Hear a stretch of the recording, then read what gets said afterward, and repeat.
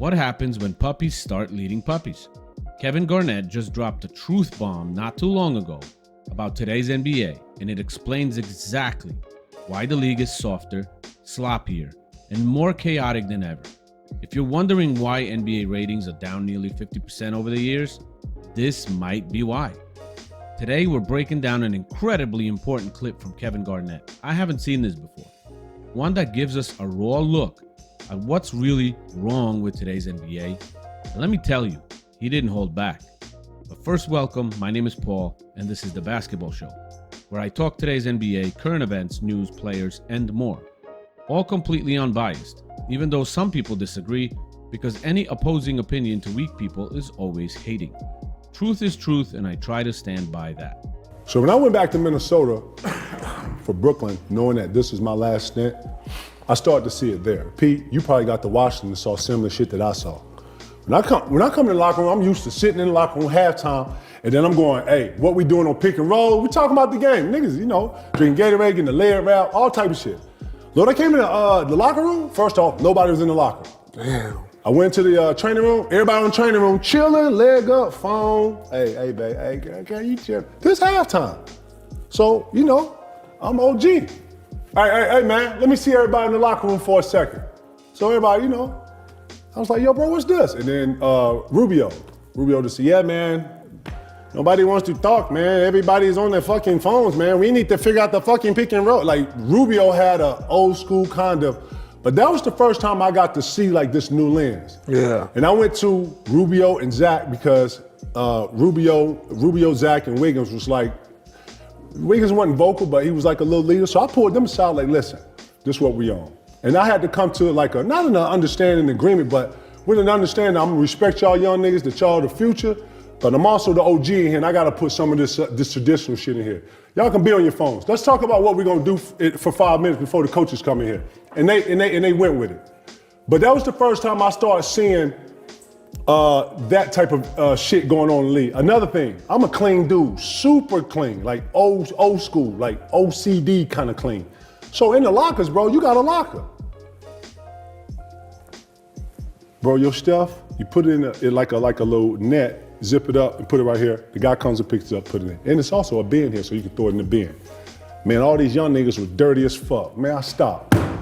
Hey, man, all y'all come in here.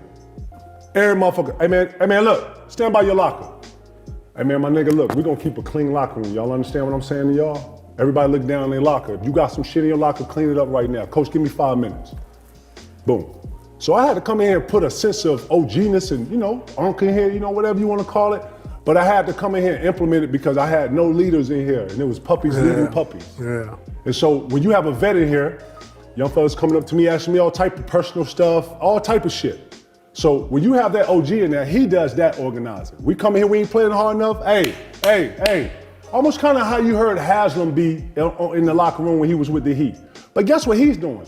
He's implementing culture that comes from where he created, and now he's implemented into the young. If you don't have that, man, that transition misses.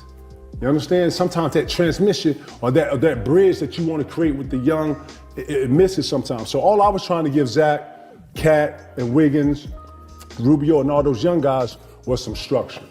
They didn't keep it together, but that was my articulation of OG being in the locker room. But that was my first time starting to see the league change dramatically.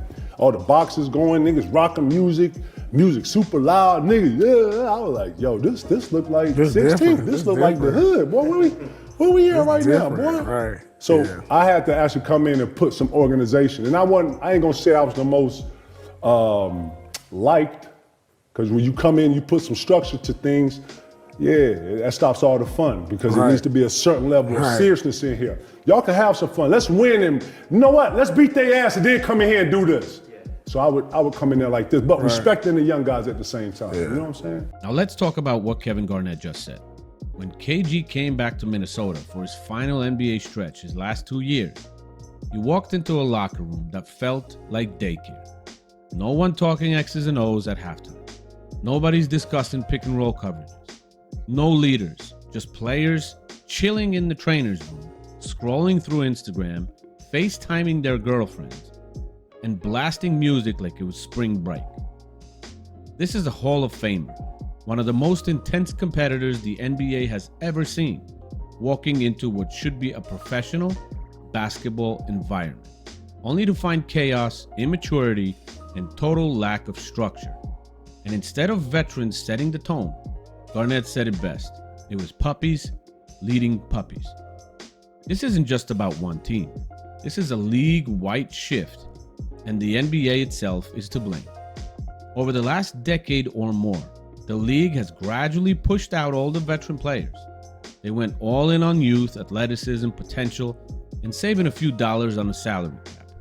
This also includes the coaching staff, meaning players that used to play but were pushed out for being too old school, if you know what I mean. What they lost in that trade?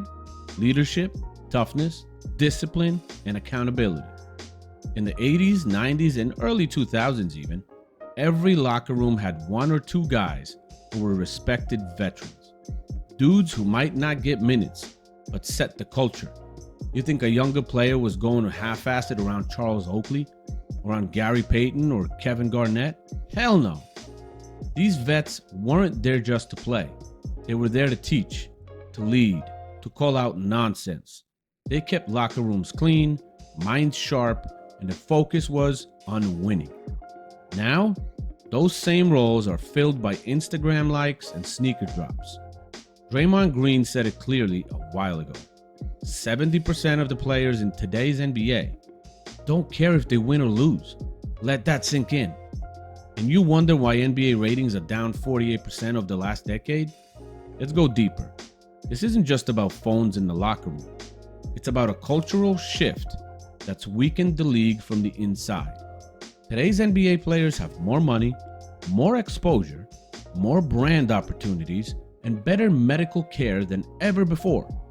But they have less grit, less toughness, no discipline, and less commitment to actual winning. Charles Oakley, who was an assistant coach for a few years, I believe for the Charlotte Bobcats, said it perfectly. Today's NBA is like running daycare. You've got young guys coming in who are more concerned about their podcast deals than their playoff position. They're resting with minor soreness, sitting out with sprained toes, and skipping games in the name of load management. Meanwhile, legends like Kobe Bryant shot free throws on torn Achilles. Kevin McHale once played in an NBA Finals series on a broken foot. Isaiah Thomas dropped 25 points in a single quarter on a busted ankle and a dislocated finger. Imagine somebody playing with that stuff today. Today's players, they need 5 days off after stubbing a toe. One of the most powerful parts of the Garnett clip is when he talked about locker room cleanliness. And I know, some people might laugh, but this is symbolic. And also it's an important part because of habits. If you don't strive for perfection everywhere, you won't achieve perfection anywhere. KG walked into a locker room where players left clothes and trash everywhere, like it was a college dorm. He had to force grown men to stand by their lockers and clean up their space. Why does that matter? Because discipline off the court shows up on the court. Attention to detail, pride in your environment, accountability. If you can't clean your locker, how are you going to communicate on a defensive switch in the fourth quarter? These habits matter. Culture matters. And when you remove veterans like Garnett, Oakley, or even Haslam, that culture vanishes.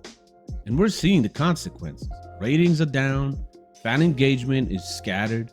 The league is flooded with talent, but lacks character.